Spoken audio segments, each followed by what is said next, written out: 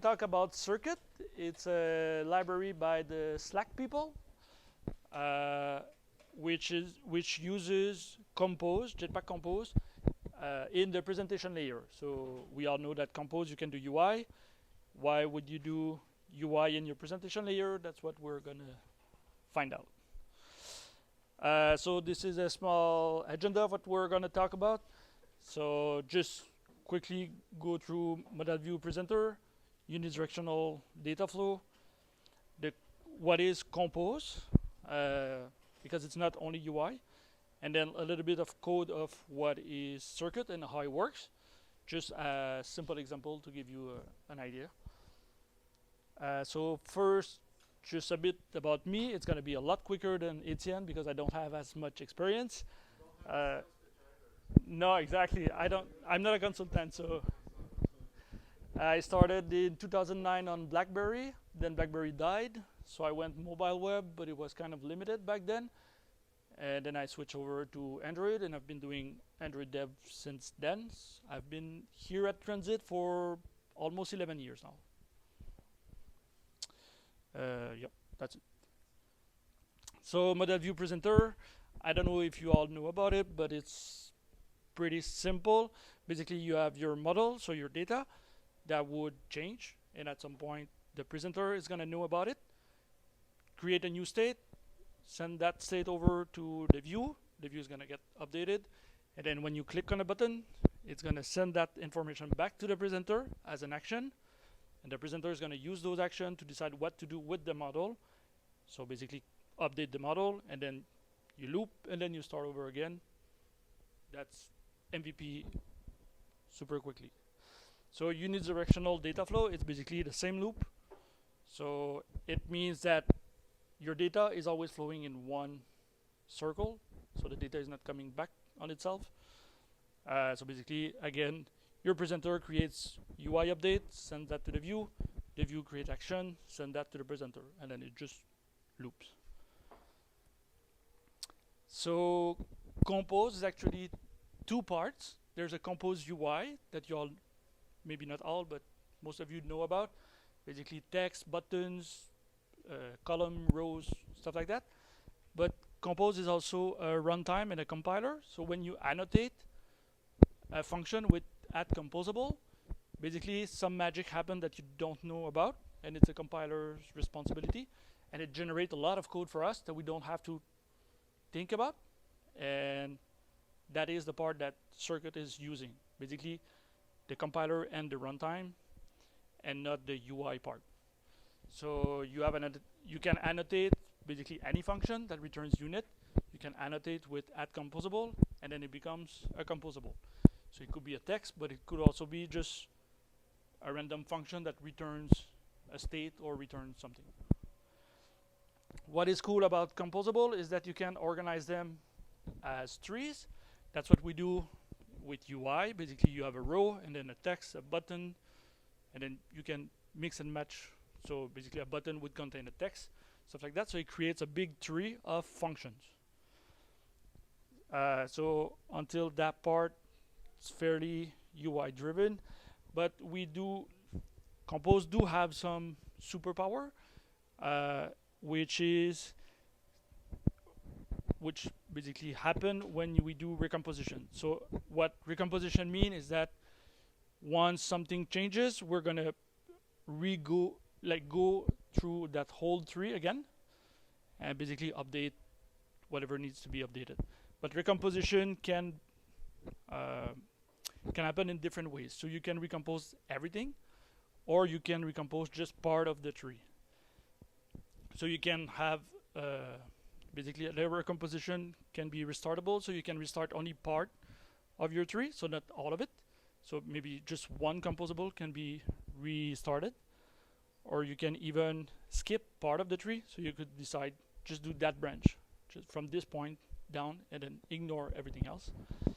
So you kind of see that because any of these can be functions and any of these can be executed only when needed, it kind of makes sense for UI, but it could be interesting for the presentation layer because of that loop that we said earlier, where when something changed, we need to update the UI, and when the UI emits something, we need to update the presenter. So with composable, we could do pretty much the same thing because we can decide which part get executed when. So we're gonna look a little bit at code. So sorry, one thing I forgot to mention. Compose, we have memoization. It's a fancy word to say that it's remembering state. So there are code that you can write called remember, and then inside the remember you can put a state, and then every time you recompose, so when you go back in the tree, you can get the same value that you had before. So it's not just like a function that you call and doesn't remember anything. It can remember what was the value before and then decide what it has to do. So circuit, when you build UI, it's gonna be, I guess it's big enough, hopefully. It's gonna be super simple. So in that case, you have a text, you have a button, and then you receive a state. It would look pretty much the same thing as any UI you would build. There's some caveat there that we're gonna come back to afterward. So compose presenter. So when you want to use composable for presenter, basically you have a class that have only an abstract method called present that would emit a state. And what you can do is, as we were saying earlier, you can use remembers. So in that case, I'm creating a small counter. So I have a remember of the value, which start at 0 with a mutable state. And then I return my state, and I have what's called an event sync. And then when an event is emitted from the UI, we increment basically the value. This is going to update my mutable state, which is going to create a recomposition and then start the loop again. So you might notice that we have state and event to get like the state is the event is within the state, which is very weird because we said everything should flow in one direction. The big reason is just simpler that way. So the code is much easier to read when it's done that way.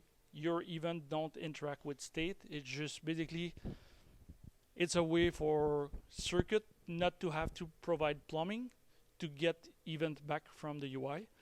Because it's part of the state, your UI is super simple. You don't receive a bunch of parameters. You just receive state, and then you can use it here with the event sync, and then you can call your event and just send an event in there.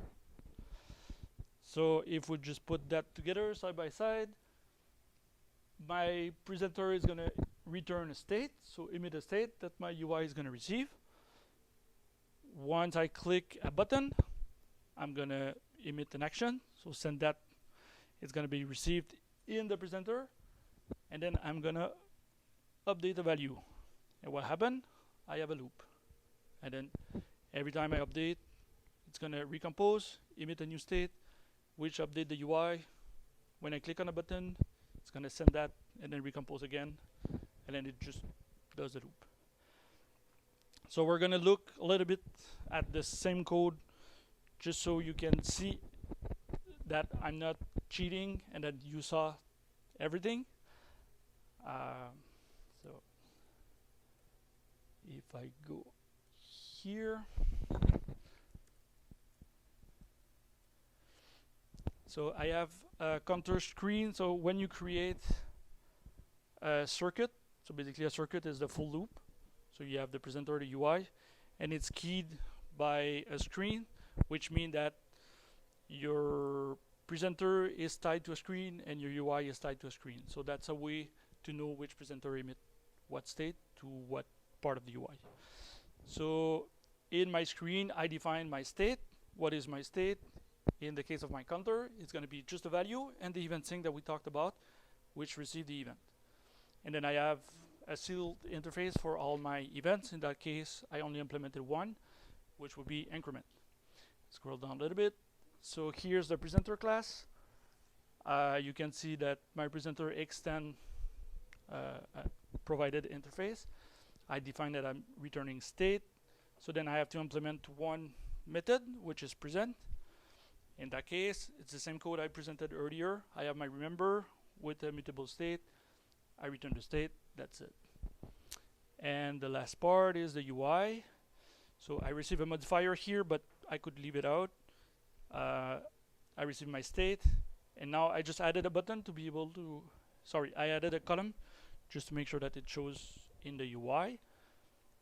And that's pretty much it. So once you have one circuit done, so you can split everything because most likely your presenter is not going to be that small, so you can split in different files and stuff like that. They do use dependency injection, sorry. So if you want to do something more complex, it's already set up. It's super easy to do. For that small example, I just did use the default thing. So what happened when you create your application? You're going to create a circuit with the circuit builder. You add your presenter. So in my case, I only have one, but if I have many, I can just add all of them. If I use dependency injection, I can add factories, and they use Dagger at Slack. So they have a nice library that generates all the factories for you. So basically, you just do add factories, and then it gets hooked basically for free. So you add your presenter, you add your UI, and then you call build, and they do provide basically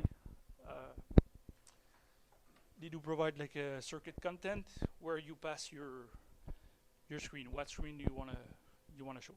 So when I hit run, it's gonna basically look like this. So that's my super fun application. I'm gonna make millions. When you click on increment, it goes up by 1, and it recomposed. And one last thing. So because we are using Compose, it's super easy to test. I don't know if you wrote UI test with Compose, but it's fairly easy because you receive your state, so you can easily generate a new state for a small composable. But now, because the presenter is also a composable, it's super easy to write unit tests. So to write unit tests, basically you create an instance of presenter. You start with, you call test on it, and then you can just await item to get the state, and then with that state you can just emit any action that you want. It's gonna update your state. So then I have here a unit test that checks that every time I click increment, I receive a new update with the value +1. And that's pretty much it. It was a lot faster. I have the reference here. I did not read that book yet, but it looks super interesting. And the videos are about what circuit are doing, talks that they did. And the first one is basically what is the difference between Compose UI and Compose compiler. It's way more advanced, but super interesting. That's it.